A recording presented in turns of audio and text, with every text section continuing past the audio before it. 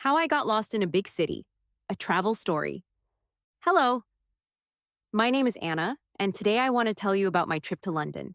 It is a big city in England, famous for many things like Big Ben, the Tower of London, and the London Eye. This is the story of how I got lost but found my way again. I hope you enjoy it. Last summer, I flew to London. It was my first time in the city. When I arrived at the airport, I felt excited but a little nervous. I took a taxi to my hotel. The hotel was nice and clean. At the reception desk, the receptionist gave me a map of the city and some useful information about places to visit. The weather was sunny and warm, perfect for walking around.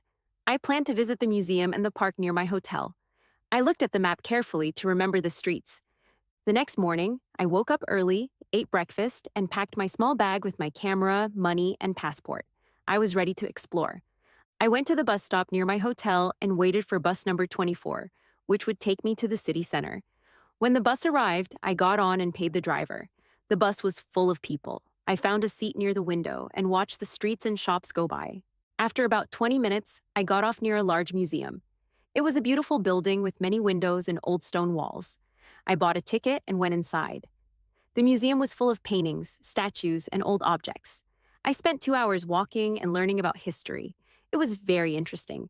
After the museum, I decided to visit a nearby park. The park was green and full of trees and flowers. There was a small lake with ducks swimming on it. I took many photos and enjoyed the fresh air. But when I wanted to leave the park, I could not find the exit. The paths looked the same, and the park was very big. I looked at my map, but it was confusing, and I didn't know where I was. I started to feel worried. I walked around and saw many trees and benches, but no way out. I realized I was lost. I stopped and took a deep breath. I knew I needed help. I saw a man walking nearby and asked him, "Excuse me, can you help me? I am lost. I want to go back to my hotel." The man smiled and said, "Sure. What is the name of your hotel?" I showed him the name and address. He said, "Follow me. I will show you the way." I followed him through the streets. On the way, he told me about the city and pointed to interesting buildings. After about 10 minutes, we reached my hotel. I thanked him very much. I was happy to be safe. The next day, I wanted to visit Camden Market, a famous place with many stalls selling clothes, food, and souvenirs. I took the bus again and arrived at the market. It was very colorful and busy. I saw many people shopping and eating. I bought a sandwich and sat on a bench to eat. While I was eating, a woman sat next to me. She smiled and said, "Hello, are you a tourist?" I said, "Yes, I am from Russia. This market is amazing." She said, "I'm Sarah. I live here. Would you like me to show you some nice places in London?" I was happy to have a local friend and said, "Yes, please." Sarah showed me her favorite food stall, where I tried delicious cakes. We talked about our countries and languages. She wanted to learn Russian, and I wanted to improve my English. She invited me to visit a modern art museum with her next weekend, and I gladly agreed. After the market, I decided to visit Hyde Park alone. It was very large and beautiful. People were walking, running, and relaxing on the grass. I walked around and found a small lake. I took photos of the ducks and flowers. But soon, I looked at my map and realized I didn't know where the exits were. The park was very big, and I felt a little scared. I tried to call Sarah on my phone, but I had no signal. Then I saw a woman walking her dog. I asked her politely, "Excuse me, can you help me? I am lost and want to go back to my hotel." She smiled and said, "Of course, follow me." We walked slowly through the park. She told me about the animals and plants there. After about 20 minutes, we found the exit. I thanked her and felt safe again. I learned that day some new words in English: park, market, exit, lost, and help. I wrote these words in my notebook and practiced them. The next weekend, Sarah and I went to the Modern Art Museum together. It was very different from the History Museum. There were big, colorful paintings and unusual sculptures. Sarah explained the art to me, and I enjoyed learning new things. After the museum, we had coffee in a small cafe. We talked about our dreams and travel plans. I was happy to have a new friend.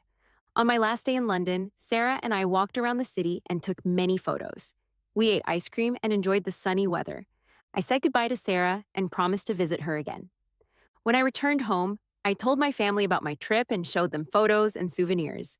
I felt proud because I spoke English and made new friends. Traveling is fun, but sometimes difficult. You can get lost, but you can also find help and meet kind people. The most important thing is to stay calm and polite. I hope you liked my story. Thank you for listening. Anna's new adventure, visiting Paris. After my trip to London, I felt happy and ready for a new adventure. I wanted to see another famous city. So, a few months later, I bought a ticket to Paris. Paris is the capital of France. It is known for the Eiffel Tower, beautiful streets, and delicious food. Arrival in Paris. I arrived at Charles de Gaulle Airport early in the morning. The sky was clear, and the weather was cool but sunny. I was excited but a little nervous because I did not speak French well. I followed the signs to the train station inside the airport. I bought a ticket to the city center. The train was fast and clean. I sat by the window and watched the buildings and trees outside. After about 40 minutes, the train stopped in the center of Paris. I got off and found my way to a small hotel near the famous Champs-Élysées street. At the hotel reception, the woman spoke quickly in French. I smiled and said, Bonjour, je parle un peu français, which means, Hello, I speak a little French. She smiled and spoke slowly to help me. She gave me a map and pointed to important places on it: the Eiffel Tower, the Louvre Museum, and some parks. Exploring the city on the first day.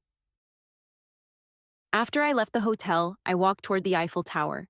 The streets were busy with people, cars, and bicycles. The buildings were old and beautiful with big windows and balconies. When I saw the Eiffel Tower, I was amazed. It was very tall and looked like a metal tree. Many people were taking photos near it. I took many pictures too. Then, I sat on the grass nearby and ate a sandwich I bought from a small bakery. The bread was fresh and soft, different from what I eat at home. Later, I visited the Louvre Museum. It is one of the biggest museums in the world. Inside, I saw many paintings and statues. The most famous painting was the Mona Lisa. She was smiling quietly. Walking in the museum was tiring but very interesting. Getting lost in Paris. The next day, I wanted to visit the Jardin des Tuileries, a big park between the Louvre and Place de la Concorde. I started walking through the city streets. I looked at my map, but after a while, I noticed the streets did not look like the map. The buildings were different, and the street names were hard to read. I realized I was lost. I felt a little scared but remembered my trip to London when I got lost too. I took a deep breath and looked for someone to ask for help. I saw a woman carrying shopping bags. I said, "Excuse me, can you help me?